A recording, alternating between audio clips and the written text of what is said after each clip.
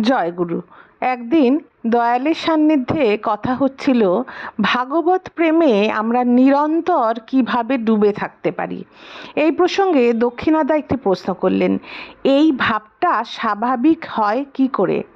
তখন দয়াল আমার উত্তর দিলেন, চিন্তায়, বাক্যে, কর্মে সব কিছুর ভেতর অনুশীলন করতে হয়, যাতে ওইভাবে সব সময় অভিষিক্ত থাকা যায়। আর চলাফেরা কাজকর্মের ভিতরেও নামটা চালাতে হয়। ওই মুড বজায় থাকে এমনতরভাবে গুনগুন করে গান করতে হয়। ওর পরিপোষক আলাপ আলোচনা ও সঙ্গ করতে হয়। ভালো ভালো বই পড়তে হয়। মাঝে মাঝে নিরিবিলিতে বসে নাম ধ্যান করতে হয়। বিচার বিশ্লেষণ করতে হয়।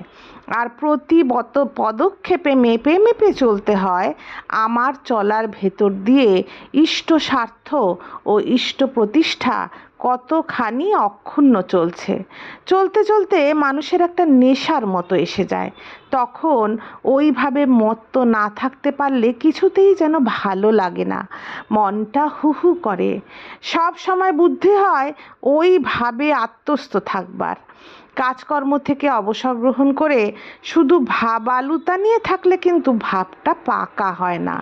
কঠোর কর্ম, সংগ্রাম ও সংঘাতের ভেতরেও ইষ্টের ভাবে ভরপুর থাকতে অভ্যস্ত হতে হবে, নইলে ভাবটা মজ্জাগত হবে না, বাইরের জগতের বিক্ষেপে ভেঙে যাবে। চিন্তা ও কর্মের সমতা চাই, তা না হলে চরিত্র অনুরঞ্জিত হবে না। জয়গুরু।